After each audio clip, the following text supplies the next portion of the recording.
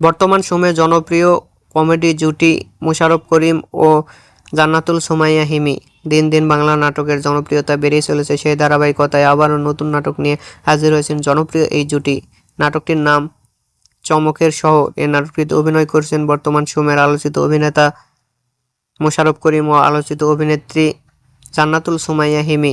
এই নাটকটি রচনা ও পরিচালনা করেন মেহেদী অর্ণি। নাটকটি খুব শীঘ্রই ঈদে জি সিরিজের ইউটিউব চ্যানেলে প্রকাশিত হবে। আপনারা দেখতে চাইলে অবশ্যই মাস্টার কমিউনিকেশনের